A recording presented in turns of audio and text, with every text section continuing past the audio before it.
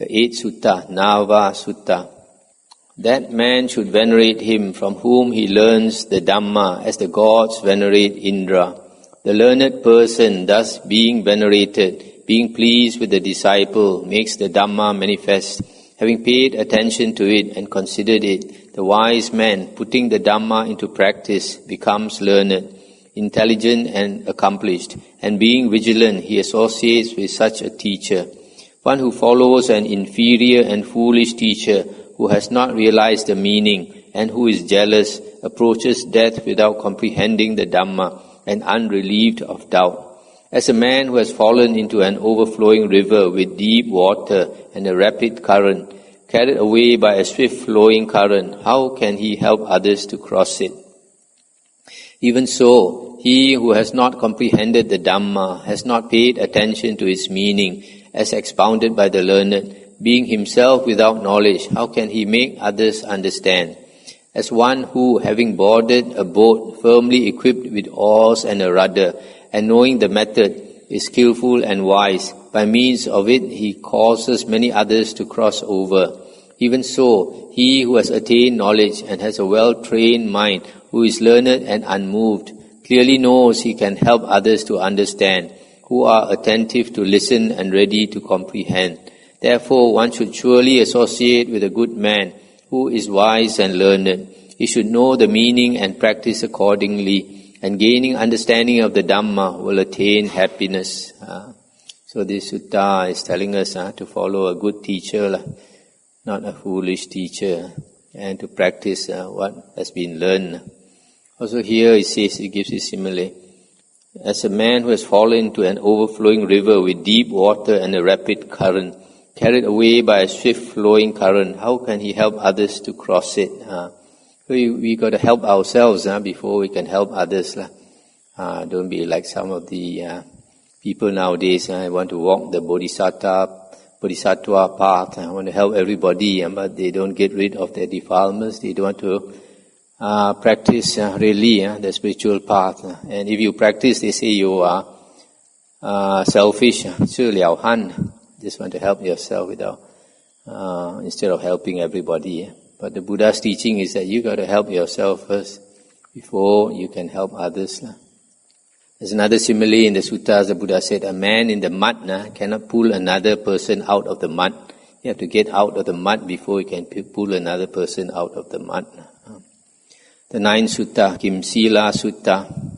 A man of what character, Sariputta asks, a man of what character, of what conduct, by performing what actions, will be well established and will attain the highest well-being.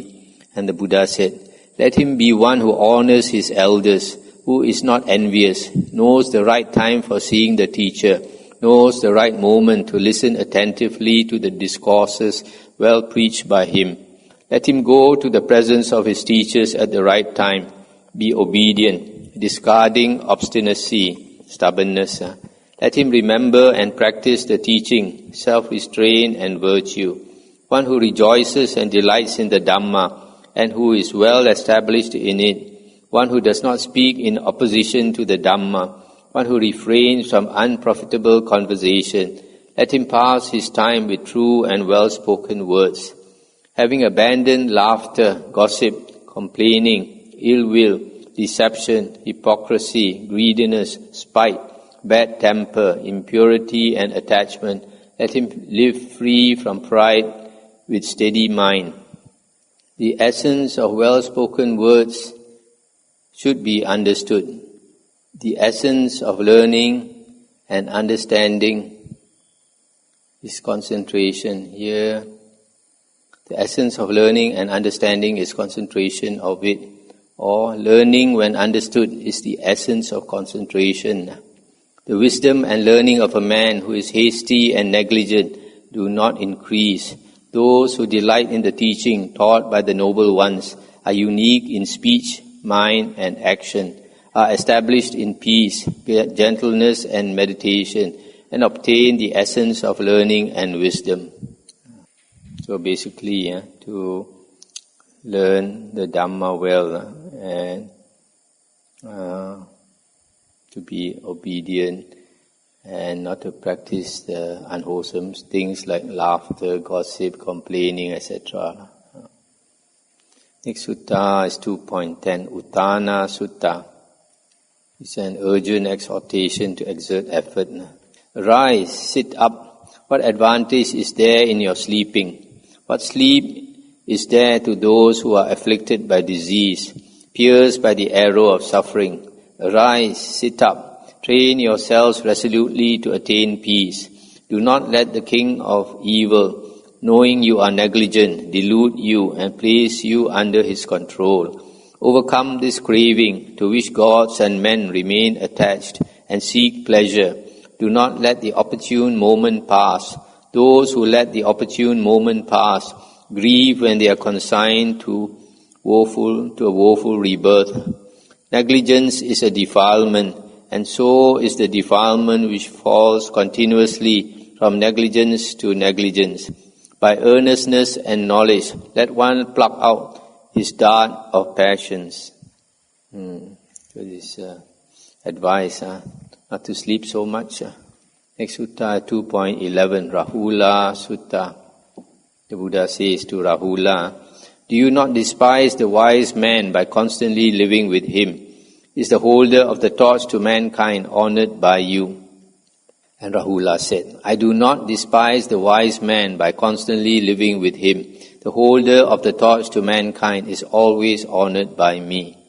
Stop here for a moment. Sometimes disciple stays with the teachers for some time and then he look at his faults. Sometimes even though his faults are not big faults, but a person can be very critical, and after living for some time with the teacher, he finds fault with the teacher, so he will despise the teacher.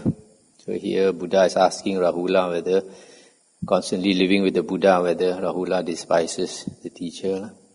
And the Buddha said, discarding the 5 pleasures of sense, enticing and delightful to the mind, renounce the home through confidence or faith.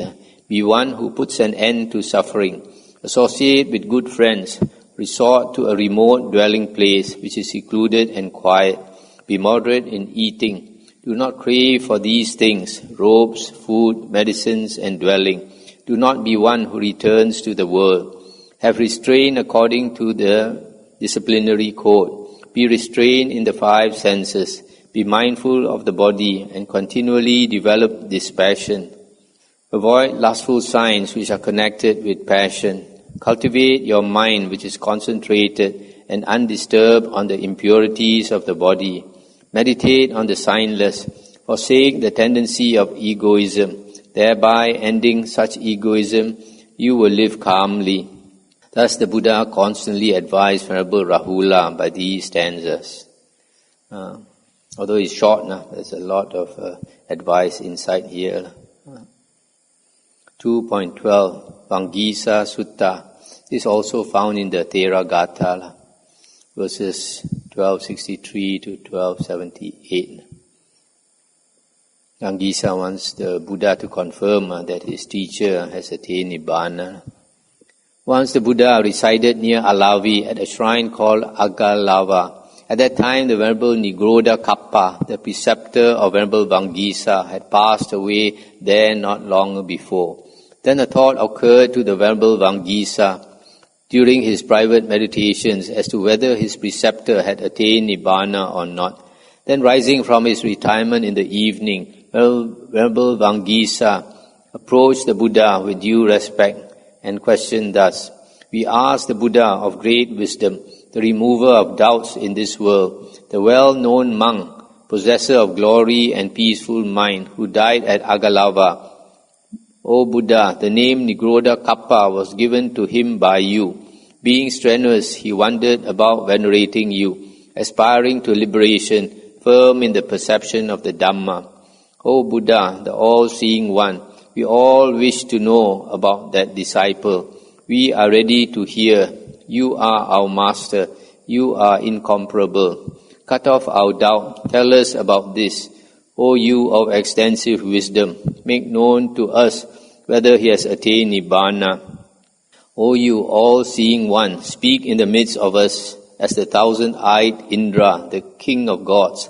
Whatever knots there are in the world, leading to delusion, associated with ignorance, causing doubt, all these are untied when one comes to the Tathagata. Indeed, his eye is the greatest for all men. If a man such as you did not dispel passions as wind dispels the clouds, the whole world would be covered with darkness. Not even illustrious men would shine. Wise men are the enlighteners. For certain, I think you are a wise one. We have come to you endowed with insight and knowledge. Will you reveal the position of Venerable Nigoda Kappa to us in the midst of this assembly? O lovely one, quickly raise your sweet voice as a swan stretching forth its neck with a rich and well-regulated voice. We will all listen to you attentively. We earnestly request you, the pure one who has overcome birth and death completely, to proclaim the Dhamma, for this is not a mere fulfillment of the desire of those who are worldlings. Let the Tathagata act with wisdom. The explanations from you who are endowed with guileless wisdom have always been accepted. This final folding of hands is well raised. O Supreme Sage, do not keep us in ignorance. Knowing thoroughly the teaching of the Noble Ones, O you who are of untiring energy, do not leave us in ignorance. As one suffering from heat in the hot season longs for water, we long for your words, so please shower your words of wisdom. If Venerable Nigoda Kappa led a holy life, was this fruitful? Did he attain Nibbana with residue left behind? How was he liberated? That we long to hear. And the Buddha said, he cut off the desire for nama rupa, mentality and materiality in this world, which was Mara's stream flowing for a long time. He has crossed completely all births and deaths. Thus said the Blessed One, the chief of the five. Stop here for a moment.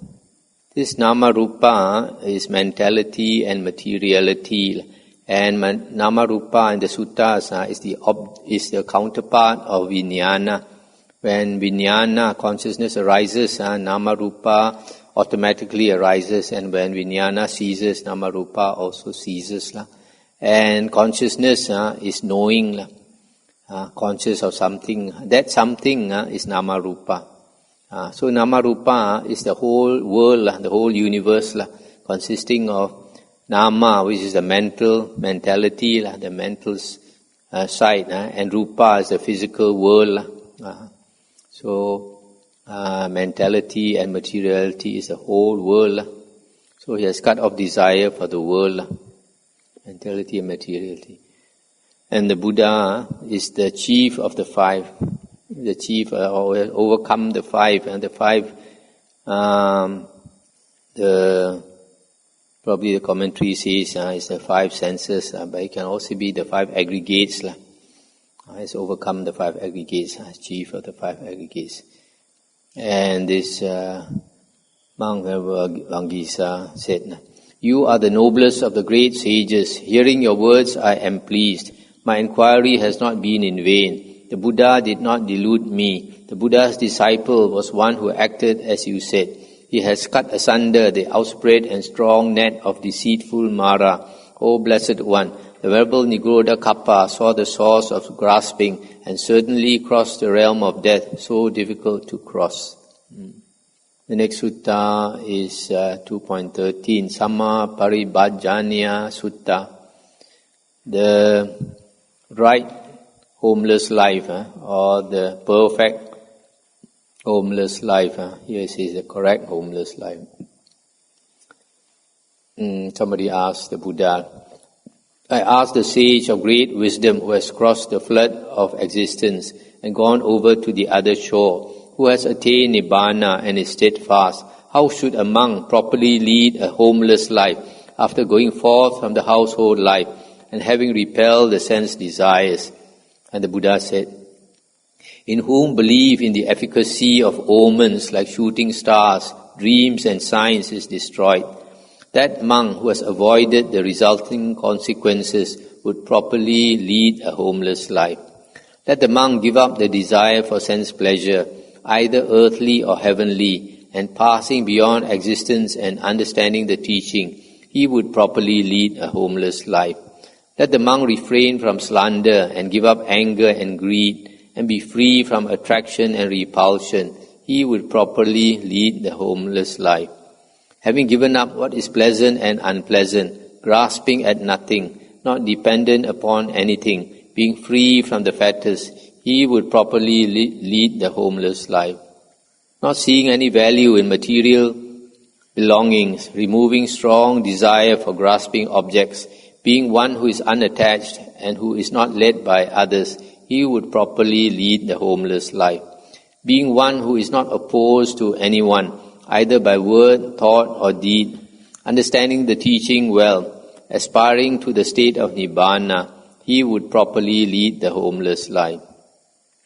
The monk who did not become elated, thinking, the people respect me, and when abused did not feel ill will, and receiving food from others did not become exhilarated, he would properly lead the homeless life. The monk who, abandoning craving and becoming, abstaining from harming and obstructing others, has overcome doubt and removed the arrow of desire, he would properly lead the homeless life. The monk who, knowing what is suitable for himself, would not hurt anyone in the world, realizing the teaching as it really is, he would properly lead the homeless life. He in whom there are no latent evil tendencies whatsoever, and all the roots of evil have been destroyed, who, overcoming desires, has freed himself from them, he would properly lead the homeless life. One whose asavas are destroyed, who has abandoned egoism, who has completely escaped from the path of passion, who is restrained, emancipated and steadfast, he would properly lead the homeless life. One who is confident, learned, who sees the path leading to Nibbana, a wise man who does not take sides with quarreling sects, who has removed greed, anger and ill will, he would properly lead the homeless life. He who has conquered the defilements, who has torn asunder the veil of evil, who is well disciplined in the teaching, who has gone to the other shore, who is firm and skillful in the knowledge concerning the cessation of volitions, he would properly lead the homeless life. Stop here for a moment. This here it says karma producing tendencies. The Pali word is sankhara nirodha, cessation of sankhara. Sankhara is usually volition.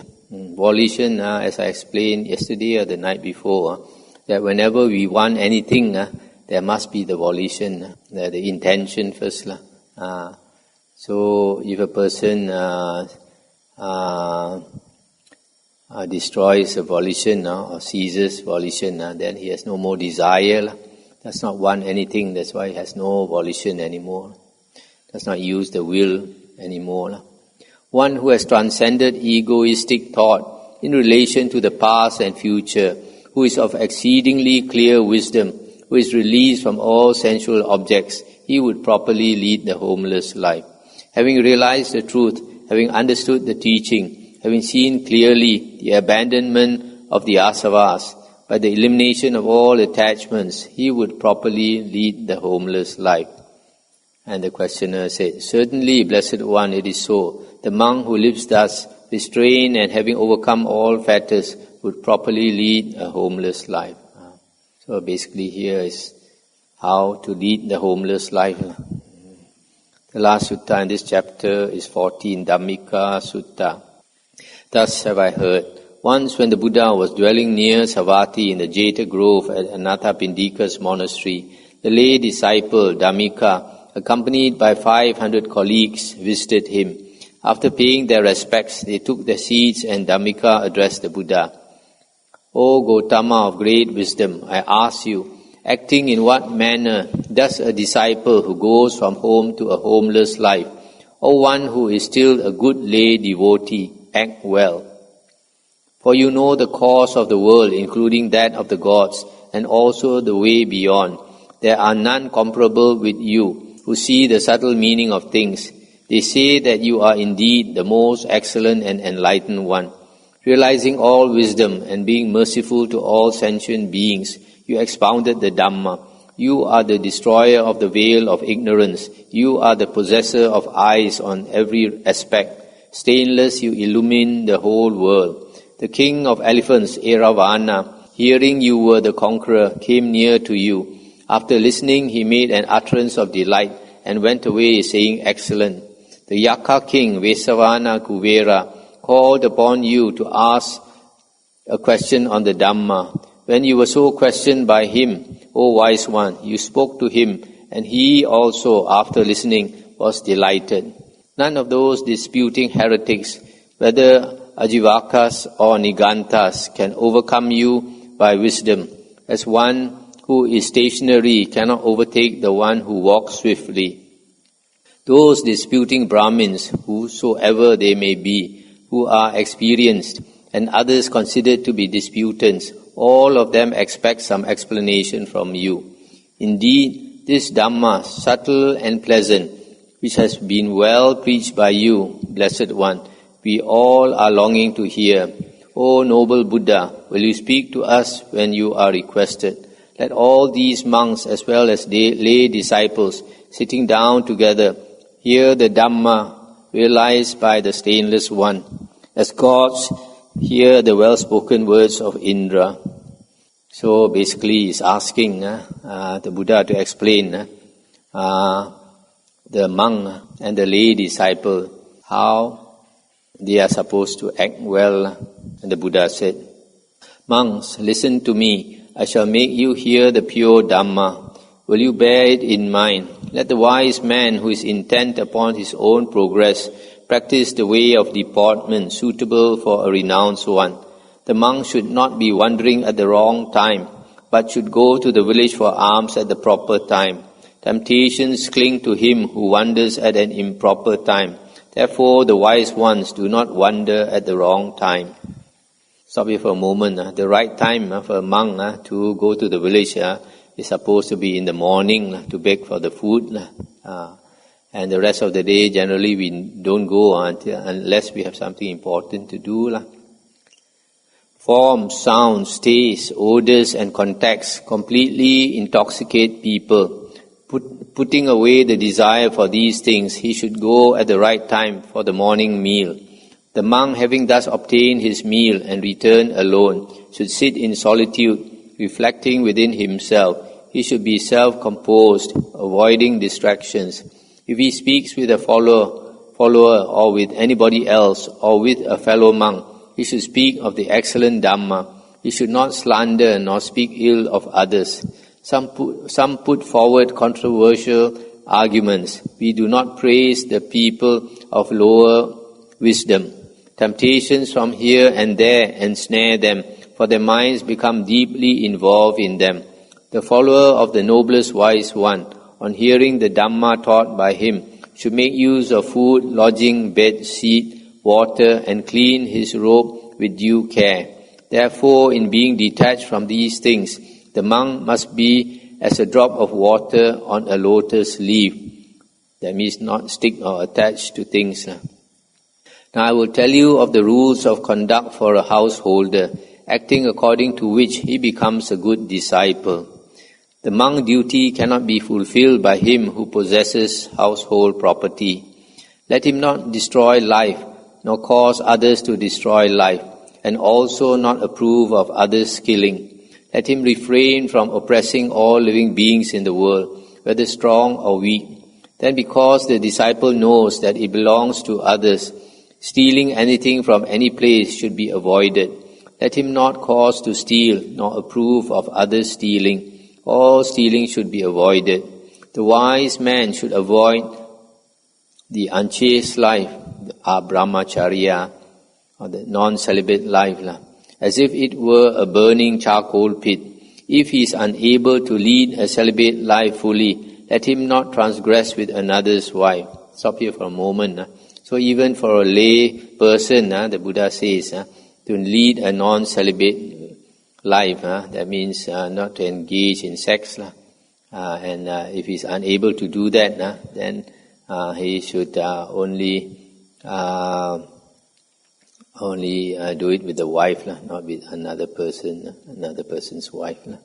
Whether he's in an assembly or in a public place, let him not tell lies to another. Let him not cause others to tell lies, nor approve of others telling lies. The householder who delights in self-control, knowing that taking intoxicants results in its loss, should not indulge in taking intoxicants, nor should he cause others to take them, nor approve of others doing so. Fools commit evil deeds as a result of drunkenness, and cause other people who are negligent to act accordingly. One should avoid this fear of evil deeds, this madness, this delusion, this delight of fools. One should not destroy life, should not take that which is not given, should not tell lies, should not be a drinker. He should refrain from all unchastity, should not eat untimely food at night. One should not wear ornaments nor use perfumes. One should lie on a mat spread on the ground. This they call an eightfold sacred observance or fast day, proclaimed by the Buddha, who came to do away with sorrow. Stop it for a moment. This is what we call Pakwanchai, keeping the 8 precepts. Being happy-minded, one should observe this virtue of 8 precepts on the 14th, 15th and 8th days of the lunar fortnight.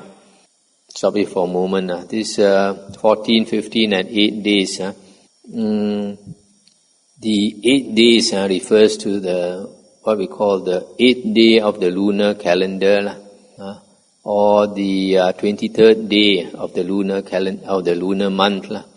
But in India, they observe every 2 weeks. So the 8th day is the 8th. The 23rd also is the 8th day, because they only have this 2 weeks. So the 14th and the 15th refers to either the 15th. The 15th is the 15th of the lunar month. It can also mean the 30th of the lunar month. Okay, 30th of the lunar month. And then the 14th refers to the 29th of the lunar month, or the 14th, because this is for lay people. For the monks, the 14th and the 15th refers to the 29th and the 30th of the lunar calendar, and also the 15th for the 15th. But for the lay people, 14 can be the 14th of the lunar month or the 29th of the lunar month. And 15 can be either the 15th or the 30th of the lunar month. And the 8th refers to the 8th day of the lunar month or the 23rd day of the lunar month. Then on the following morning, the wise one who has observed 8 precepts should happily provide the Sangha of monks with food and drink in a suitable manner.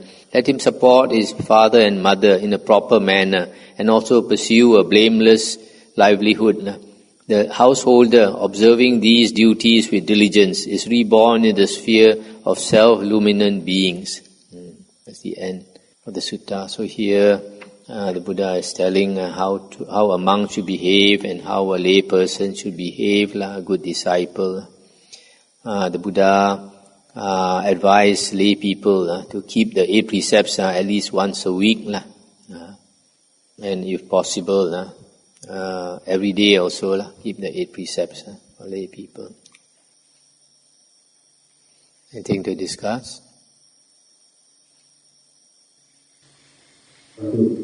When the sister of Dharma precepts, he is lying on a mat spread on the ground. Does that mean a bed is not okay? A bed is okay, but during the Buddha's time, if a bed is high or broad, is considered luxurious. So in the monk's precepts, a monk is not supposed to sleep on the bed where the bottom, the gap is more than 9 inches. One of the reasons for this was this nun, Upalavana. She was practicing in the forest, and this Upalavana was one of the young nuns, was extremely beautiful. So a young man fell in love with her.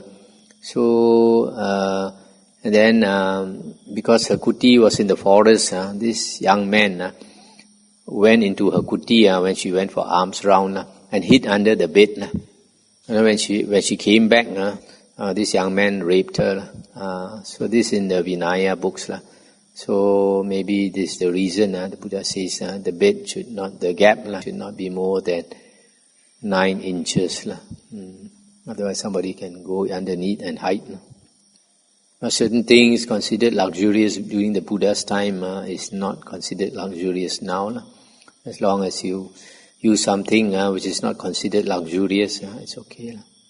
If you use a mattress which is 9 or 10 inches thick, that's considered luxurious.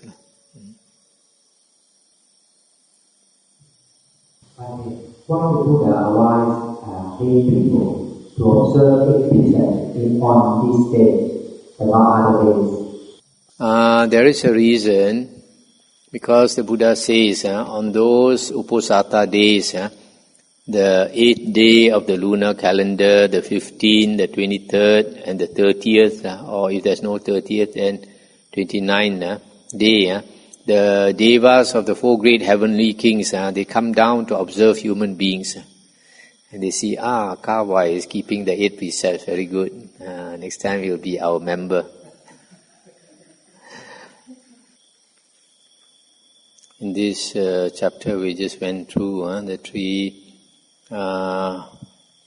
popular suttas, the Ratana Sutta, which we chant often, the Amaganda Sutta, and the Mahamangala Sutta.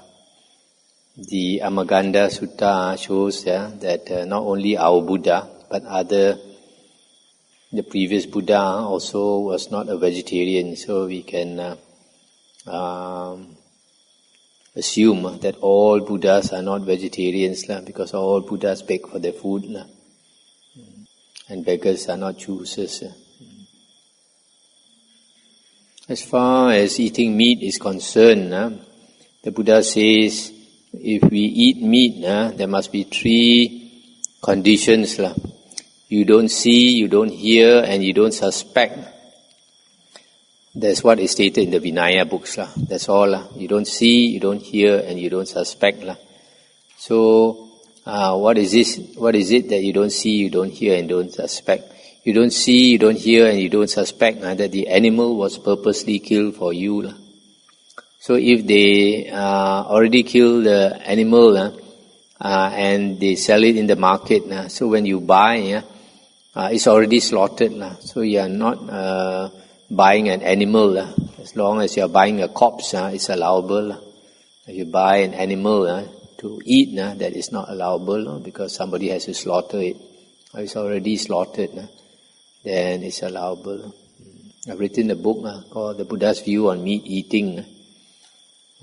You can look at that.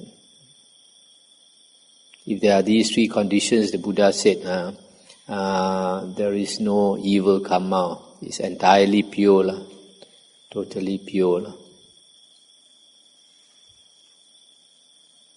Okay, shall we end here?